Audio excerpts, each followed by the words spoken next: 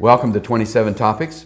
At this time, our guest is Joan Knies with Crisis Connection. Welcome. Thank you, Paul. Joan is very glad to have you on the program today, and I know we're approaching the Christmas time, and there are needs lists and things that we would like to talk about. Right. So tell us a little bit about what the needs are. All right, thank you.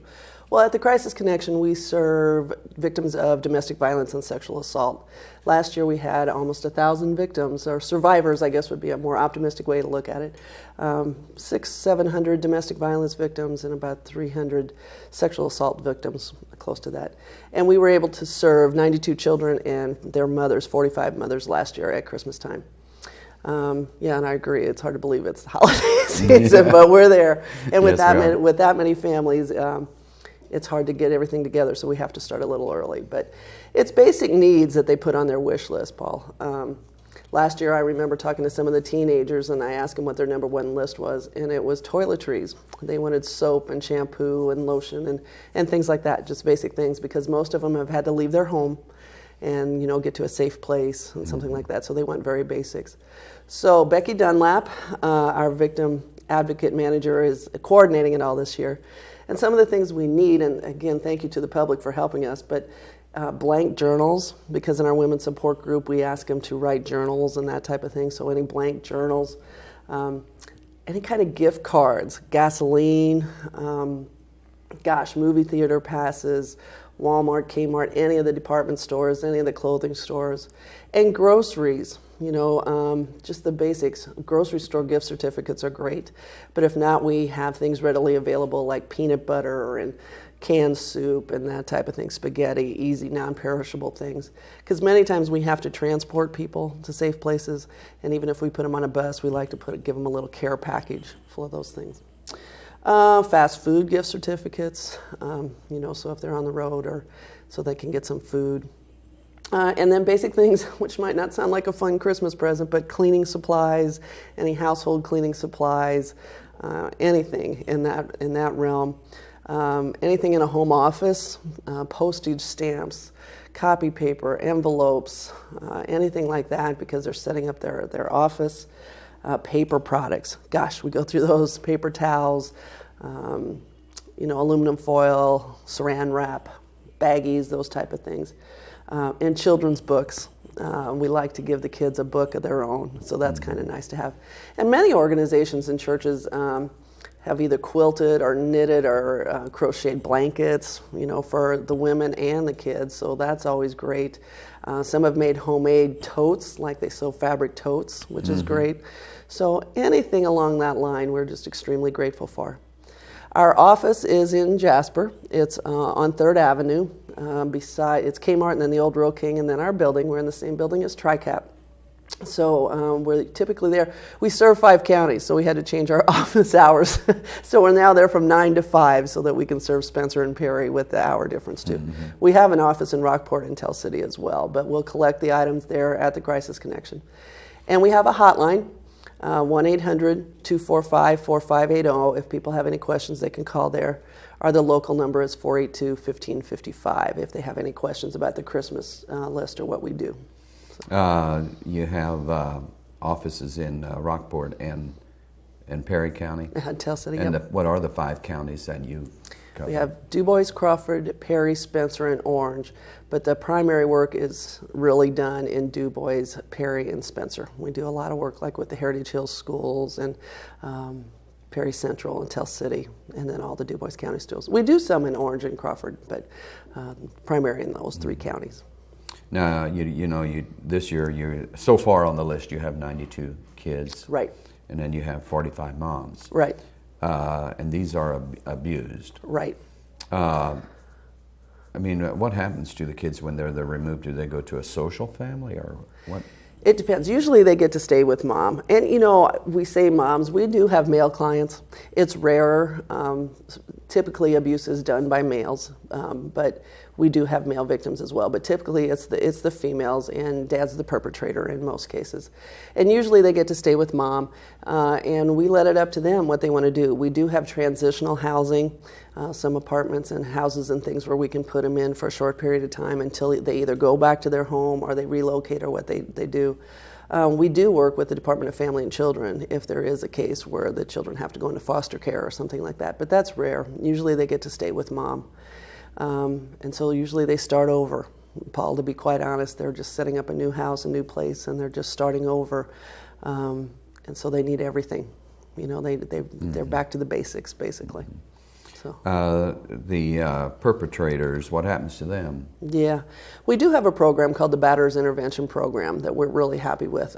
We do the program in Du Bois and Perry County, and it's offered weekly, and typically the men are court ordered to attend the program, and it's facilitated by a male and a female, each class is. And you know, we cover basic topics because we've learned that battering is a learned behavior. People learn that from their parents, and they also learn it from media, from what we see in our culture and our society. So topics include things like rules for fair fighting. You know, we like to avoid conflict, but conflict is inevitable. So how to deal with conflict, deal with that fairly, we talk about that. Money management can be a source of frustration in families, so we help with money management. Things like how gender equities, how males are portrayed and how females are portrayed, and how that affects the way we think. Let's see, other things that we cover, even some of the Covey things, 7 Habits of Highly Effective People, on healthy relationship, what constitutes a healthy relationship, parenting. We have a lot of information on discipline and parenting skills and that type of thing. So it's basic life skills that we cover with the batterers. And sometimes they have, you know, prison sentences or, you know, they're on work release or whatever, it depends. That was a unique relationship we have with Branchville Correctional Facility in Perry County. They're inmates in their plus dorm. October was Domestic Violence Awareness Month, and they actually created art for us, and they took linen, like handkerchiefs, and they drew on there, and they made 30-some handkerchiefs. And then they had education classes where we went and talked to them. And the one night then, gosh, I must have had 100 and some inmates at the Branchville Correctional Facility there in Perry County. And they presented those drawings to me, 30-some drawings, and then I did like a 2.5-hour presentation. And then they gave me a $300 donation that the men had collected. So that's been a really unique collaboration to be able to work with them and to help in both ways. It was a kind of a win-win. So it certainly showed that they appreciated everything that you we were very grateful. Yeah, we were very grateful. I'm sure I had a tear in my eye because it was a nice surprise and, like I said, a win-win collaboration. So we're very grateful to them. Yeah. And what other presentations do you give? A variety. Last year we gave about 500 presentations, myself and Natalie Bolin. Natalie also works with our computers. She does community education and she's our data specialist. Thank goodness for that she likes the numbers and does that. But the recent presentations we've been doing are child safety. We like to think things don't happen in our community, but we're like any other community, and unfortunately things do. We have about 30 registered sex offenders in Du Bois County, and if people want to find out who they are, you can just go to www.indianasheriffs.org or go to our website, which I got to put a plug in for that too. We just revamped it, and we get almost 1 million hits a year. So that's crisisconnectioninc.org. So in the child safety program, and we do it from preschool on up, we really don't want to scare the children. And so we ask them, the mantra is be smart, not scared. Just be aware, be smart, use your head. We liken it to you have fire drills in school. Probably never have a fire, but just in case, you need to be smart, you need to know how to do. And I commend the firefighters because they always know the 3 words, stop, drop, and roll.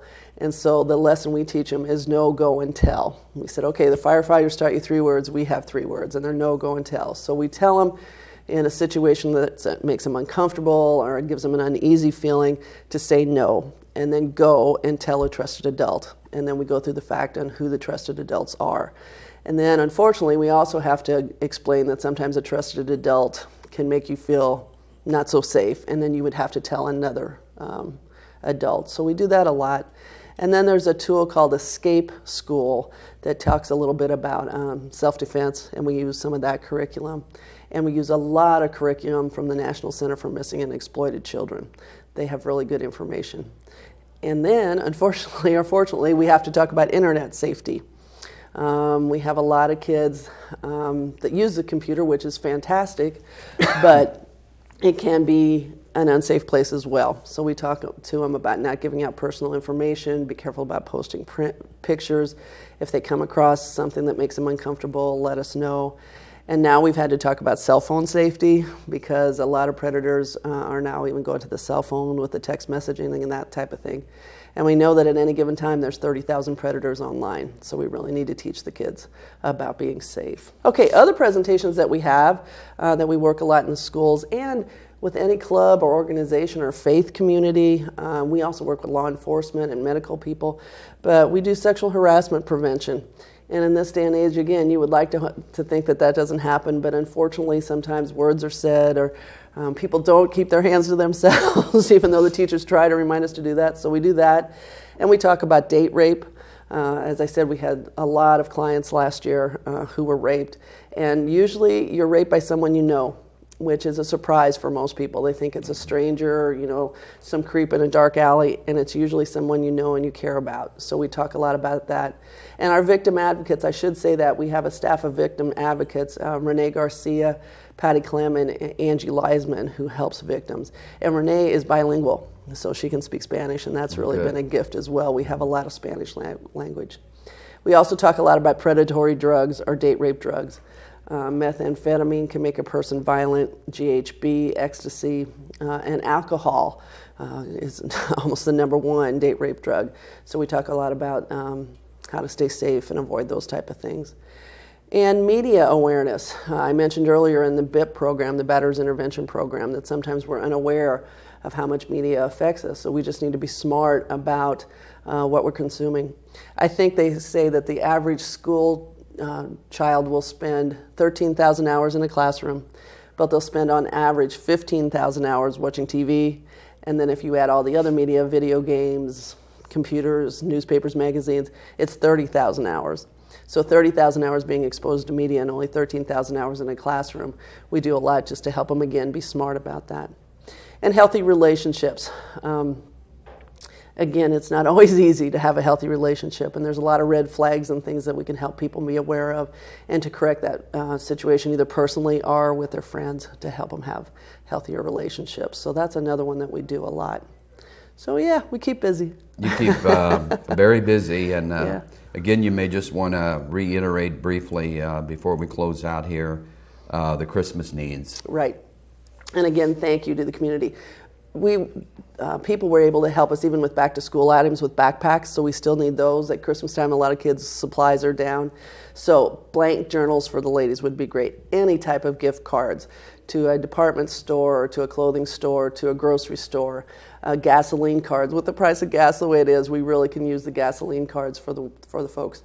And we still take used cell phones. I didn't mention that. We collect used cell phones, and we either recycle those or prepare them for 911. So phone cards are still a good thing too. Are the track phones that are prepaid, that would be great. New children's books, women's lotion, like the nice lotions and the shower gels and those type of things, the toiletry kits. Fast food gift certificates, cleaning supplies, office supplies, paper supplies. And again, we can range for pickup and if you want to wrap them, that's fine.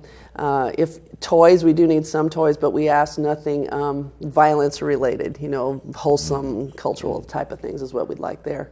And we'll get them distributed then before the holidays. And how do they, if they want to donate cash or items, how do they get a hold of you? Yeah, that's the best gift, cash.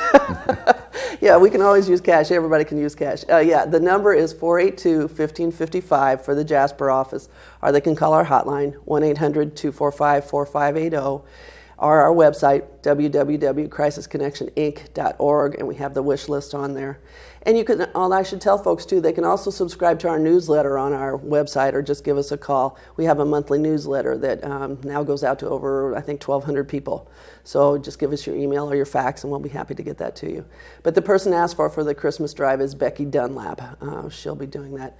Our Beth Stein is our executive director. She'll be happy to send you in the right direction as well. Joanne Knies with Crisis Connection, thank you for being our guest. Thank you, Paul. I appreciate it.